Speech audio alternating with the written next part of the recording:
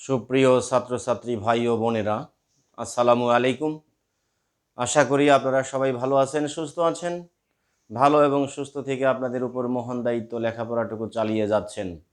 আজ আমার channel accounting care bye Belal স্যারের পক্ষ থেকে আপনাদের জন্য নিয়ে এসেছি কস্ট কনসেপ্টস নামক অধ্যায়, যাহা কমার্সের সকল ডিপার্টমেন্টের ম্যানেজমেন্ট অ্যাকাউন্টিং এবং যারা অ্যাকাউন্টিং ডিপার্টমেন্টে পড়েন তাদের জন্য কস্ট অ্যাকাউন্টিং, অর্থাৎ ম্যানেজমেন্ট অ্যাকাউন্টিং এবং কস্ট অ্যাকাউন্টিংয়ের অত্যন্ত গুরুত্বপূর্ণ একটি চ্যাপ্টার, তার নাম কস্ট কনসেপ্টস, ব্যয় ধারণা। এটি আমার তৃতীয় লেকচার। এর আগেও আমি এই অধ্যায় থেকে দুটি লেকচার দিয়েছি, একটি সূত্রের আলোকে আর একটি ম্যাথমেটিক্যাল একটি অঙ্কের একটি ক্লাস আমি দিয়েছি। আজকে অঙ্কের এটি আমার দ্বিতীয় ক্লাস।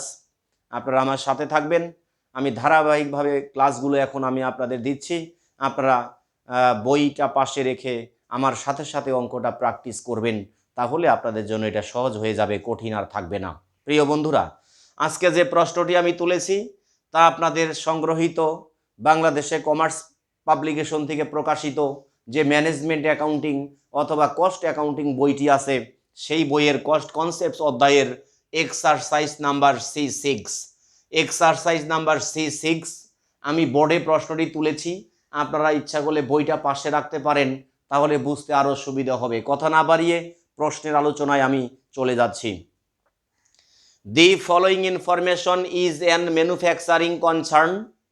একটি উৎপাদনকারীর প্রতিষ্ঠানে নিম্নলিখিত তথ্যগুলো প্রদান করা হলো। টোটাল ম্যানুফ্যাকচারিং কস্ট 2,50,000 টাকা। মনে রাখতে হবে, এই টোটাল ম্যানুফ্যাকচারিং কস্ট যে কথা, ওয়ার্কস কস্ট কিন্তু একই কথা। আরেকবার বলি, টোটাল ম্যানুফ্যাকচারিং কস্ট যে কথা, ওয়ার্কস কস্ট কিন্তু একই কথা। সেটি দেওয়া হয়েছে 2,50,000 টাকা। ফিনিশড গুডস ব্র্যাকেটে লেখা হয়েছে ইন্ডিং। ইন্ডিং বলতেই কিন্তু আমরা সমাপনী বা ক্লোজিংকে বুঝে থাকি। সেটি দেওয়া হয়েছে 42,000 টাকা। কস্ট অফ গুডস ম্যানুফ্যাকচার্ড দেওয়া হয়েছে 2,30,000 টাকা। ওয়ার্ক ইন প্রগ্রেস দেওয়া হয়েছে ইন্ডিং 20,000 টাকা। প্রশ্নটাতে অত্যন্ত গুরুত্বপূর্ণভাবে আগে পড়তে হবে, কারণ যে কোনো অঙ্ক করারই পূর্ব শর্ত হলো প্রশ্নটা আগে ভালোভাবে আত্মস্থ করে নেওয়া, প্রশ্নটা আগে ভালোভাবে আপনাদের পড়ে নেওয়া। তাহলে প্রশ্ন যদি আপনি ভালোভাবে না পড়ে নেন, তাহলে কিন্তু অঙ্কটা আপনি করতে পারবেন না। তাহলে অঙ্কটা করার পূর্ব শর্ত হলো প্রশ্নটাকে আপনাকে ভালোভাবে পড়তে হবে, অর্থাৎ প্রশ্নের ভিতরে বাহিরে কি কি আছে বা নাই সেটি আগে আপনাকে দেখতে হবে। যাই হোক, কি লেখা ছিল? Factory overhead was applied 30% of total manufacturing cost. অর্থাৎ টোটাল ম্যানুফ্যাকচারিং কস্ট আমাদের যত হবে বা যত আছে, তার উপরে যদি 30% কাটা যায় তাহলে ফ্যাক্টরি ওভারহেড পাওয়া যাবে। তারপরে ball and direct labour cost 150% of the factory overhead. এর বাংলা কথা হলো, ফ্যাক্টরি ওভারহেড যত হবে তার উপরে যদি আমি 150% কাটি, তাহলে ডিরেক্ট লেবার কস্ট আমি পেয়ে যাব। অ্যাডমিনিস্ট্রেটিভ অ্যান্ড সেলিং এক্সপেন্সেস আর টাকা 40,000। আমরা কিন্তু জানি, এর আগের অঙ্ক আপনারা বিশ্লেষণ করেছিলেন যে অ্যাডমিনিস্ট্রেটিভ এক্সপেন্সেসটা আলাদা করে দেওয়া ছিল, সেলিং এক্সপেন্সেসটা কিন্তু আলাদা করে দেওয়া ছিল। But in this question administrative and selling expenses কিন্তু একসাথে 40,000 টাকা দেওয়া আছে, সেটা আপনারা খেয়াল করবেন। যদি একসাথে থাকে তাহলে একসাথে লিখবেন, আলাদা আলাদাভাবে যদি থাকে আলাদা আলাদাভাবে লিখবেন। টোটাল সেলস আর টাকা 2,60,000, অর্থাৎ সেলসের পরিমাণ আমাদের স্পেসিফিকলি বের করে দেওয়া আছে 2,60,000 টাকা। আমাদেরকে প্রিপেয়ার করতে বলেছে, তৈরি করতে বলেছে, নির্ণয় করতে বলেছে prepare the cost of good sold and income statement. And দ্বারা বোঝা যাচ্ছে এখানে দুইটি বিষয় রয়েছে, অ্যান্ড এর আগে একটি অপশন, অ্যান্ড এর পরে আরেকটি অপশন। অর্থাৎ কস্ট অফ গুড সোল্ড একটি আলাদাভাবে করতে বলা হয়েছে এবং ইনকাম স্টেটমেন্ট কিন্তু আলাদাভাবে করতে বলা হয়েছে। প্রিয় বন্ধুরা, এতক্ষণ আমরা প্রশ্ন থেকে আলোচনা করলাম, এখন আমরা এটা সমাধানে চলে যাব। এই সমাধানটা করতে গিয়ে আমরা দেখতে পাচ্ছি দুটি জিনিস আমাদেরকে করতে বলা হয়েছে, একটা হলো কস্ট অফ গুড সোল্ড, একটা হলো income statement. Cost of good sold এবং ইনকাম স্টেটমেন্ট, অর্থাৎ কস্ট শিটের কস্ট শিট যদি করতে বলা হয়, ইনকাম স্টেটমেন্ট যদি করতে বলা হয়, বা কস্ট অফ গুডস ম্যানুফ্যাকচার্ড যদি করতে বলা হয়, বা কস্ট অফ টোটাল কস্ট করতে বলা হয়, অথবা কস্ট কনসেপ্টস করতে বলা হয়, অথবা স্টেটমেন্ট অফ কস্ট শিট করতে বলা হয়, তখন তিনটি গুরুত্বপূর্ণ টার্গেট হয়ে যায়। প্রিয় বন্ধুরা, বলেন কয়টি টার্গেট হয়ে যায়? তিনটি গুরুত্বপূর্ণ টার্গেট হয়ে যায়। যারা আপনারা আমার প্রথম ক্লাসটি দেখেছেন, যারা আমার সূত্রের ক্লাসটি দেখেছেন, তারা অন্তত ভালোভাবে বুঝতে পারতেছেন, আর যারা দেখেন নাই তারা আমার প্রথম ক্লাসটা অবশ্যই দেখে নেবেন। আমার এই চ্যানেলেই দেওয়া হয়েছে কস্ট কনসেপ্টসের প্রথম লেকচার, সেটি আপনারা একটু দেখে নেবেন। তো প্রিয় বন্ধুরা, আমি যেটা বলতেছিলাম যে কস্ট কনসেপ্টস করতে হলে তিনটি গুরুত্বপূর্ণ টার্গেট আমাকে পূরণ করতে হবে। প্রথম টার্গেট হলো ডিরেক্ট ম্যাটেরিয়াল, 2 নাম্বার টার্গেট হলো ডিরেক্ট লেবার, 3 নাম্বার টার্গেটটা হলো ফ্যাক্টরি ওভারহেড। এই তিনটি টার্গেট যথোপযুক্তভাবে পূরণ করে তারপরে কিন্তু আপনাদের অঙ্কের রাজ্যে চলে যেতে হবে। আসেন প্রথম টার্গেট পূরণ করে নেই। প্রথম টার্গেট হলো ডিরেক্ট ম্যাটেরিয়াল, কিন্তু আজকে দেখতে পাচ্ছি প্রশ্নের ভিতরে ডিরেক্ট ম্যাটেরিয়াল নামের কোনো অবস্থান কিন্তু নেই, অথচ ডিরেক্ট ম্যাটেরিয়াল ছাড়া কস্ট শিট করা যাবে না। ডিরেক্ট ম্যাটেরিয়াল ছাড়া কস্ট শিট তৈরি করা যাবে না, তাহলে ডিরেক্ট ম্যাটেরিয়াল আমাদেরকে অবশ্যই বের করে নিতে হবে। 2 নাম্বার টার্গেট ডিরেক্ট লেবার। আজকে দেখেন ডিরেক্ট লেবার কি বলেছে, direct labour cost 150% of this factory overhead. এর বাংলা ফ্যাক্টরি ওভারহেড যত হবে তার উপরে 150% যদি কাটা যায় তাহলেই আমাদের ডিরেক্ট লেবার কস্ট পাওয়া যায়। 3 নাম্বার টার্গেট আমার ফ্যাক্টরি ওভারহেড। আজকে ফ্যাক্টরি ওভারহেড কিন্তু বের করে দেওয়া নাই, বলা হয়েছে কার উপরে কাটো, factory overhead was applied 30% of total manufacturing cost, অর্থাৎ টোটাল ম্যানুফ্যাকচারিং কস্ট যত আছে তার উপরে 30% আগে আমাকে কাটতে হবে। তাহলে দেখেন আমাদের 1 number target direct material, 2 number target direct labour, 3 number target factory overhead. এই 3 নাম্বার টার্গেট তিনটা এলোমেলোভাবে বের করলেও সমস্যা নাই, তবে তিনটা জিনিস আমাদের থাকতেই হবে। যেহেতু ফ্যাক্টরি ওভারহেড ডিপেন্ড করতেছে কার উপর, ম্যানুফ্যাকচারিং এর কস্টের উপরে। ম্যানুফ্যাকচারিং কস্ট যেহেতু দেওয়া আছে, তাহলে ম্যানুফ্যাকচারিং কস্টের উপরে আমরা কি করব, এটা বের করে নিব। তো জান আমরা যাচ্ছি এখন আপনাদেরকে নিয়ে অঙ্কটার সমাধান পর্বে।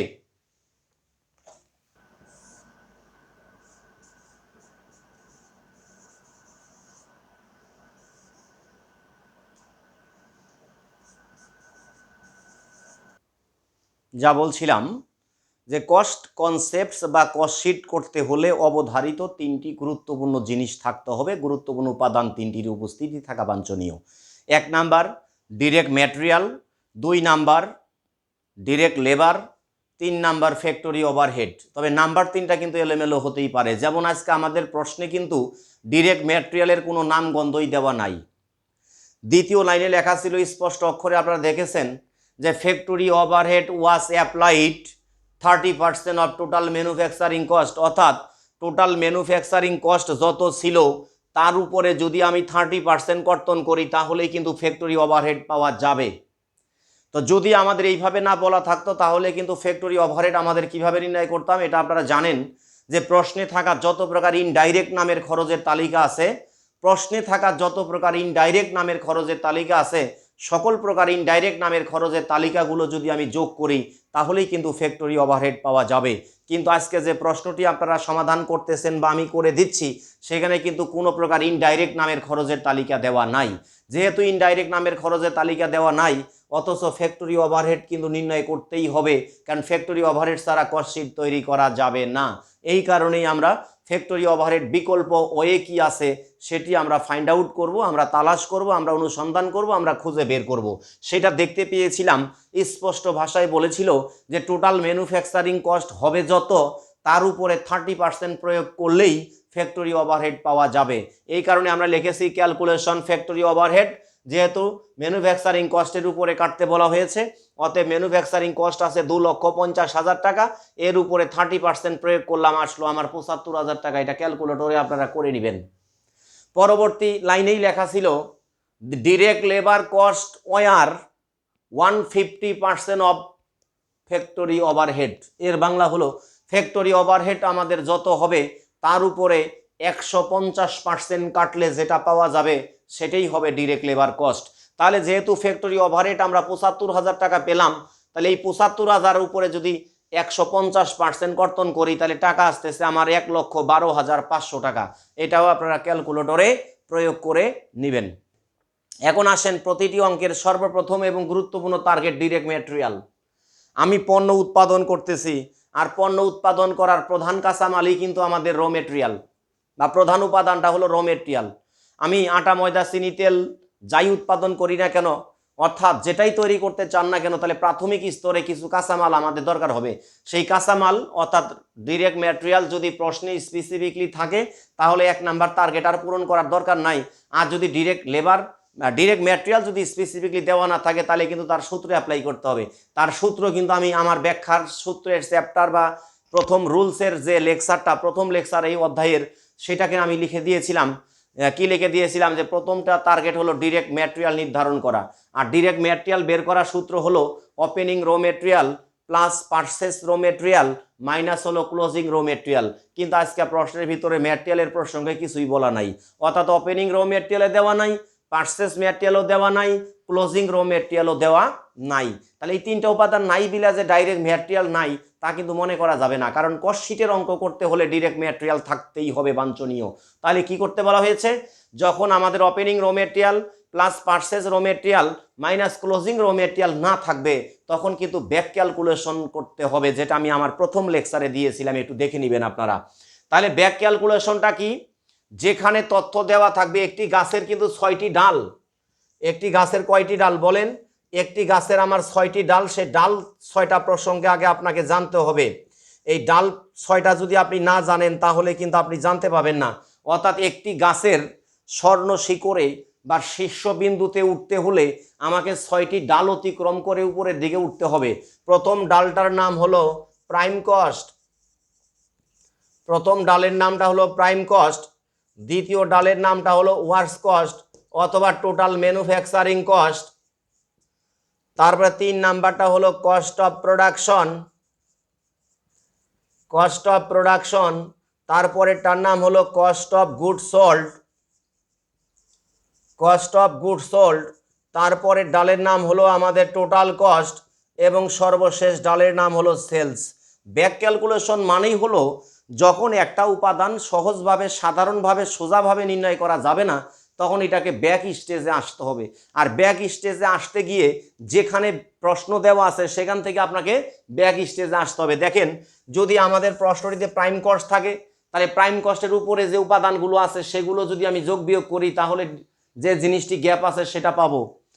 যদি সেটা না থাকে তাহলে manufacturing cost, total manufacturing cost কিন্তু আজকে আমাদের দেওয়া আছে। তাহলে আমাদের কি করতে হবে, টোটাল ম্যানুফ্যাকচারিং কস্ট থেকে আমাদের উপরের দিকে আসতে হবে। টোটাল ম্যানুফ্যাকচারিং কস্টের উপরের লাইনটাতে ছিল কিন্তু ফ্যাক্টরি ওভারহেড। যখন আমি সোজাভাবে যোগ করি তখন সোজাভাবে যখন যাই তখন কিন্তু ফ্যাক্টরি ওভারহেডটা যোগ করেই পাওয়া যায় ম্যানুফ্যাকচারিং কস্ট। তার উপরের নাম হলো ডিরেক্ট এক্সপেন্সেস, সেটি যদি থাকতো আমি বাদ দিতাম। তার উপরে হলো ডিরেক্ট লেবার, সেটি কিন্তু আছে, আমাদের বাদ দিতে হবে। তাহলে ম্যানুফ্যাকচারিং কস্ট যেহেতু দেওয়া আছে তাহলে সেই ম্যানুফ্যাকচারিং কস্ট থেকে আমাকে ফ্যাক্টরি ওভারহেড বাদ দিতে হবে এবং তারপরে ডিরেক্ট লেবার বাদ দিতে হবে, যেটা আপনি এখানে আগেই বের করে নিয়েছেন। অর্থাৎ আমি যেটা বলতে চাই, আমাদের ডিরেক্ট ম্যাটেরিয়াল এনিহাউ প্রশ্নে যদি না থাকে আমাদের বের করতেই হবে, কারণ ডিরেক্ট ম্যাটেরিয়াল ছাড়া কখনোই আমাদের কি করা যাবে না, কস্ট শিট তৈরি করা যাবে না। তাহলে কস্ট শিট করার পূর্ব শর্ত হলো অবশ্যই ডিরেক্ট ম্যাটেরিয়াল থাকতে হবে, ডিরেক্ট লেবার থাকতে হবে, ফ্যাক্টরি ওভারহেড থাকতে হবে। আজকে কিন্তু আমরা তিনটাই যথাযথভাবে বের করেছি। ম্যাটেরিয়ালের ব্যাপারটা একটু আরেকবার শোনেন মনোযোগ দিয়ে। ডিরেক্ট ম্যাটেরিয়ালের অরিজিনাল সূত্র কিন্তু আপনি জানেন যে opening raw material plus material purchase minus closing raw material. কিন্তু opening raw material, purchase material, closing material এই তিনটা উপাদান আজকে প্রশ্নের ভিতরে নাই। তাহলে যদি ওই তিনটা উপাদানের মধ্যে দুইটি থাকে একটি না থাকে, বা একটি থাকে দুইটা না থাকে, বা কোনো একটি উপাদান না থাকে, তখন কিন্তু আর ওই সূত্রটা অ্যাপ্লাই করা যাবে না, তখন আমাদেরকে ব্যাক ক্যালকুলেশনে যেতে হবে। আর ব্যাক ক্যালকুলেশনের নিয়মটা হলো তখন কিন্তু প্রশ্নে অবশ্যই এই 6টি বিষয়ের মধ্যে যে কোনো একটি বিষয় প্রশ্নে উল্লেখ থাকবে, আর যেখান থেকে প্রশ্নটির তথ্যটা দেওয়া থাকবে সেখান থেকে আমাকে উপরের দিকে যেতে হবে। অর্থাৎ যে ছকটা আপনারা জানেন স্টেটমেন্ট অফ কস্ট শিটের, তখন কিন্তু যে মানটা থাকবে সেই মানটা থেকে উপরের দিকে যেতে হবে। সোজাভাবে আসলে যেটা যোগ হবে, উল্টার দিকে যাইতে গেলে সেটা বিয়োগ হবে। আবার সোজাভাবে এসে যেটা বিয়োগ হবে, উল্টোর দিকে যাইতে গেলে কিন্তু সেটা যোগ হবে। এটাকে বলা হয় ব্যাক ক্যালকুলেশন। প্রিয় বন্ধুরা, যখন আপনি এই অঙ্কের 3টি গুরুত্বপূর্ণ টার্গেট আপনি পূরণ করতে পারবেন, 3টি গুরুত্বপূর্ণ টার্গেট পূরণ করলে এখানে আর অঙ্ক শুরু করতে কোনো বাধা থাকে না। তাহলে এখন আমরা অঙ্কের সমাধানের দিকে যাব, যেখানে আমাদের অঙ্কটা করতে বলা হয়েছে। এখানে দুইটা জিনিস আমাদেরকে করতে বলা হয়েছে, একটা হলো statement of cost of good sold আর একটা হলো ইনকাম স্টেটমেন্ট। তাহলে আমরা আজকে যাচ্ছি statement of cost of good sold পর্বে।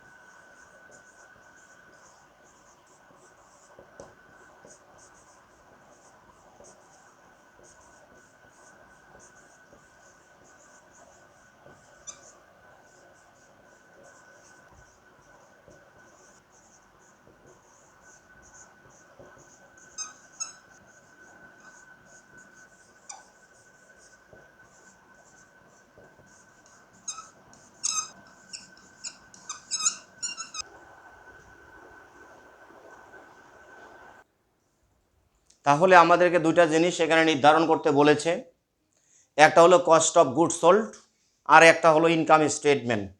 তাহলে আজকে আমি কস্ট অফ গুডস সোল্ড যদি নির্ধারণ করতে চাই, তাহলে আমি যে সূত্রটি আমি আপনাদের দিয়েছিলাম প্রথম লেকচারে, একটু আপনারা দেখে নেবেন বা ইতিমধ্যে আপনারা পড়েছেন। তাহলে সেখানে প্রথম উপাদানটার নাম হলো ডিরেক্ট ম্যাটেরিয়াল। যে ডিরেক্ট ম্যাটেরিয়ালটা আপনি একটু আগে ওয়ার্কিং করে বের করেছিলেন, সেটা কিন্তু বের করেছিলেন ৬২,৫০০, সেটা জাস্ট দেখে দেখে লিখবেন।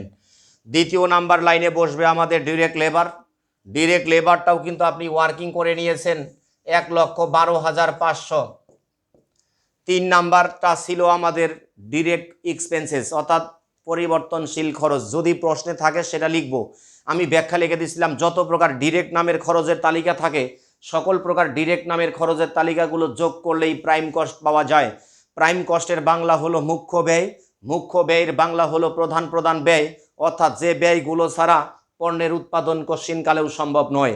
তাহলে ডিরেক্ট খরচ হবে তিনটা, এক নাম্বার ডিরেক্ট ম্যাটেরিয়াল, দুই নাম্বার ডিরেক্ট লেবার, তিন নাম্বার ডিরেক্ট এক্সপেন্সেস। কিন্তু আজকের প্রশ্নটিতে ডিরেক্ট এক্সপেন্সেস নামের কোনো উপাদান ছিল না, যদি থাকতো তাহলে কিন্তু তিন নাম্বার লাইনে ডিরেক্ট এক্সপেন্সেস শব্দটি লেখা লাগতো। এখন আসেন, যত প্রকার ডিরেক্ট নামের খরচের তালিকা আছে সকল প্রকার ডিরেক্ট নামের খরচের তালিকাগুলো যদি যোগ করা যায় তাহলেই কিন্তু আমাদের প্রাইম কস্ট পাওয়া যায়। বন্ধুরা, এখানে ডিরেক্ট ম্যাটেরিয়াল ছিল ৬২,৫০০, ডিরেক্ট লেবার ছিল কিন্তু ১,১২,৫০০। এই দুইটা ডিরেক্ট যোগ করে পাওয়া যাবে ১,৭৫,০০০। এটা হলো আমাদের প্রাইম কস্ট। প্রাইম কস্টের বাংলা হলো মুখ্য ব্যয়, মুখ্য ব্যয়ের বাংলা হলো প্রধান প্রধান ব্যয়, আর প্রধান প্রধান ব্যয়ের বাংলা হলো যে ব্যয়গুলো ছাড়া পণ্যের উৎপাদন কশিনকালেও সম্ভব নয়। এখন যাচ্ছি পরবর্তীতে, এই প্রাইম কস্টের সাথে যোগ করতে হবে আমাদের ফ্যাক্টরি ওভারহেড।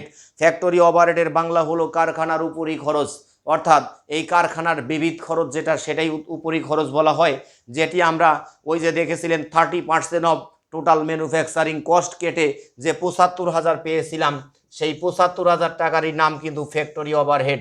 যোগ দিলে আমরা ওয়ার্কস কস্ট পাবো 2,50,০০০। এই ওয়ার্কস কস্ট 2,50,০০০-এর সাথে আপনি যোগ করবেন ওপেনিং ওয়ার্ক ইন প্রগ্রেস। কিন্তু আজকের প্রশ্নের ভিতরে কিন্তু ওপেনিং ওয়ার্ক ইন প্রগ্রেস কিন্তু ছিল না, তবে আমাদের ক্লোজিং ওয়ার্ক ইন প্রগ্রেস কিন্তু ছিল 20,০০০। তাহলে ক্লোজিং ওয়ার্ক ইন প্রগ্রেস আপনার 20,০০০ টাকা বাদ দিতে হবে।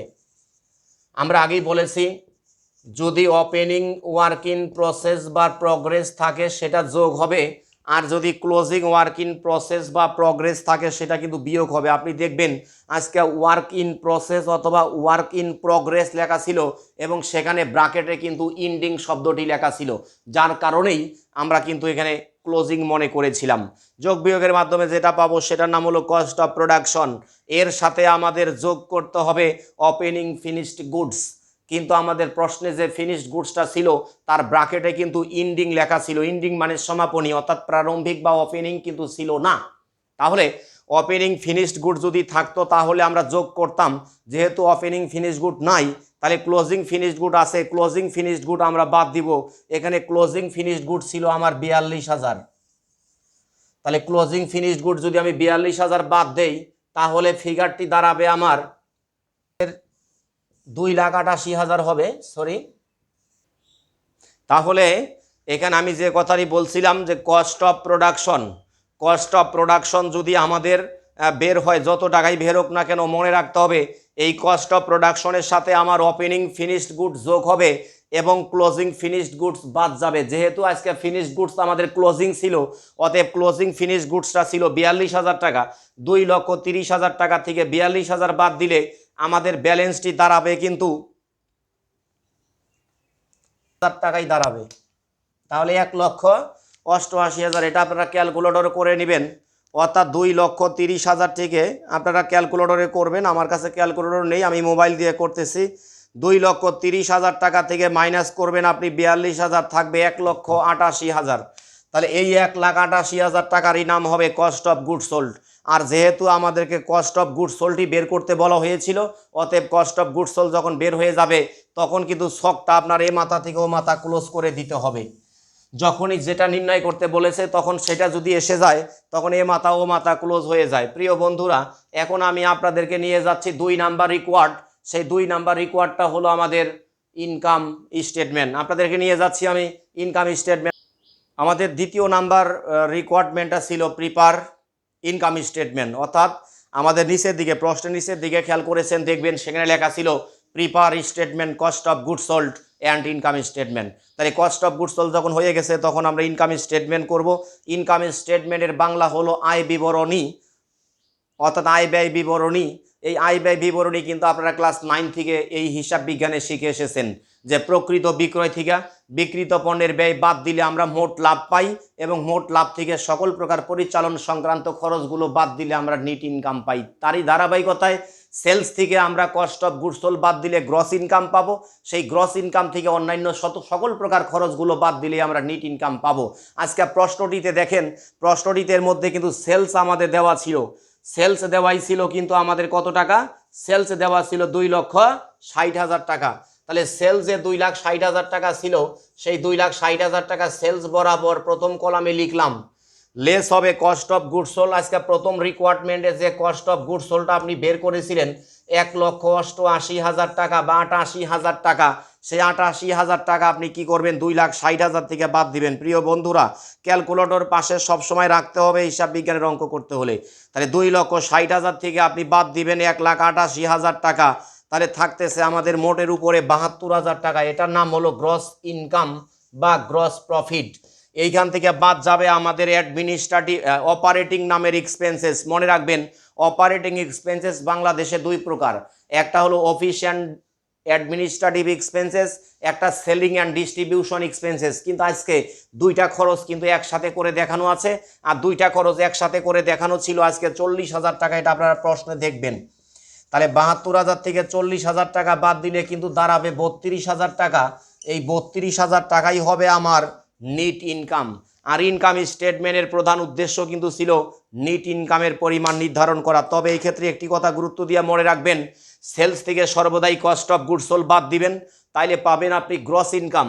গ্রস ইনকাম থেকে বাদ দিবেন অপারেটিং এক্সপেন্সেস। আজকে অপারেটিং এক্সপেন্সেস কিন্তু অ্যাডমিনিস্ট্রেটিভ অ্যান্ড সেলিং কিন্তু একযোগে দেওয়া ছিল, বিধায় আমরা একযোগে লিখেছি। আর যদি অ্যাডমিনিস্ট্রেটিভ অ্যান্ড সেলিং একযোগে না থেকে আলাদা আলাদাভাবে দেওয়া থাকতো, তাহলে অ্যাডমিনিস্ট্রেটিভ প্রথম কলামে, সেলিং প্রথম কলামে লিখে 2টা টাকা যোগ করে একবারে শেষ কলামে দিতাম, তখন তার নাম রাখতাম টোটাল অপারেটিং এক্সপেন্সেস। কিন্তু একটাই হওয়ার কারণে টোটাল লেখার দরকার হয়নি। মনে রাখবেন এই total operating expenses gross income থেকে বাদ দিলে হয়ে যাবে অপারেটিং ইনকাম। এই অপারেটিং ইনকামের সাথে আমাদের ইন্টারেস্ট রেভিনিউ যোগ হবে, ইন্টারেস্ট এক্সপেন্সেস বাদ যাবে, ইনকাম ট্যাক্স বাদ যাবে, কিন্তু আজকে ওই সমস্ত আইটেম নাই। অতএব অপারেটিং এক্সপেন্সেস বাদ দিলে যেটা পাওয়া গেল সেটাই আমাদের নেট ইনকাম। প্রিয় বন্ধুরা, আমি একটি অঙ্ক আপনাদের আজকে সমাধান করে দিয়েছি। আপনারা আমার সাথে, আমার চ্যানেলের সাথে সবসময় থাকবেন। আমি এখন থেকে আপনাদের জন্য প্রতিদিনই ধারাবাহিকভাবে ক্লাসগুলো দিচ্ছি। আপনারা আমার চ্যানেলের সাথে থাকলে উপকৃত হবেন। যখন এই অঙ্কটা করবেন সাথে সাথে বই খাতা কলম নিয়ে রাখবেন, তাহলে অবশ্যই উপকৃত হবেন। ভালো থাকেন, সুস্থ থাকেন, দেখা হবে পরবর্তী ক্লাসে। আল্লাহ হাফেজ।